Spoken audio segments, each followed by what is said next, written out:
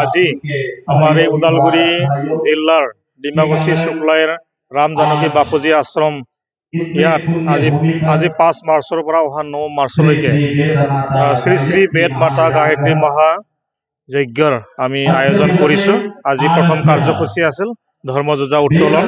ইয়াৰ আমাৰ BTR EM দাৱৈচা বৰ ডাঙৰে ধৰ্মযোজাখন উত্তোলন কৰে। তাৰ পিছত কলযাত্ৰা আছিলে। কলযাত্ৰাটি আমাৰ সমাজ সেৱক সন্মানীয় জৌচাং বৰ ডাঙৰীয়াই উন্মোচন কৰি দিয়ে।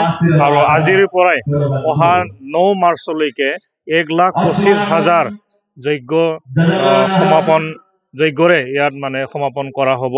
গতিকে সকলো ৰাইজৰ সহায় সহযোগিতা আৰু ইয়াত আহি ফালে বিশ্ব শান্তি তথা শান্তি সম্প্ৰীতি আৰু আধ্যাত্মিক এই কাৰ্যসূচীত যাতে সকলোৱে অংশগ্ৰহণ কৰে।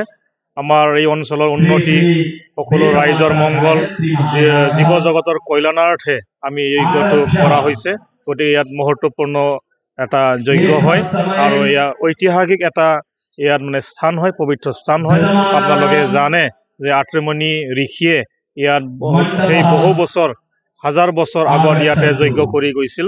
গতিকে এই স্থানটো আজিও আছে, পবিত্ৰ স্থান হয়। গতিকে ইয়াত সকলোৱে আহি ফালে যজ্ঞ আহুতি দিব পাৰে। গতিকে আমি কমিটিৰ হৈ সকলোকে আহ্বান জনাইছো, বিশ্ব শান্তি তথা জীৱ জগতৰ মংগলাৰ্থে সকলোৱে আহি ইয়াতে আগভাগ লওক। ধন্যবাদ।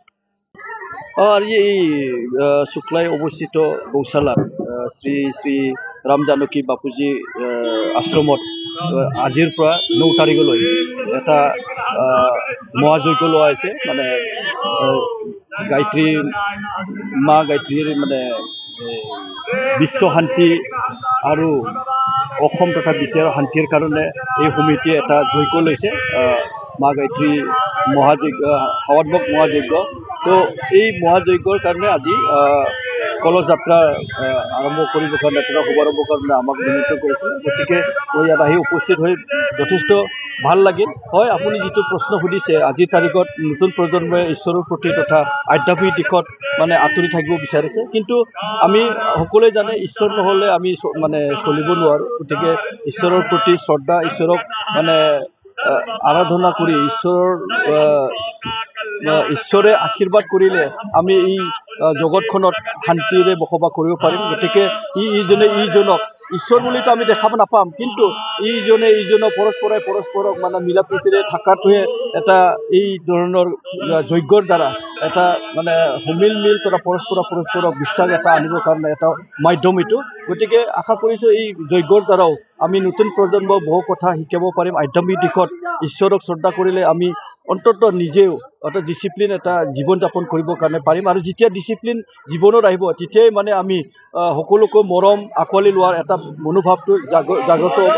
গতিকে এই ধৰণৰ অনুষ্ঠান তথা মহাযজ্ঞ কৰাটো আমাৰ কাৰণে খুব প্ৰয়োজন হৈছে। আৰু গতিকে আশা কৰিছোঁ এই মহাযজ্ঞৰ দ্বাৰা যিটো উদ্দেশ্য তেওঁলোকে লৈ মহাযজ্ঞ কৰিছে, সেই উদ্দেশ্য সফল হ'ব বুলি মোৰ বিশ্বাস এটা।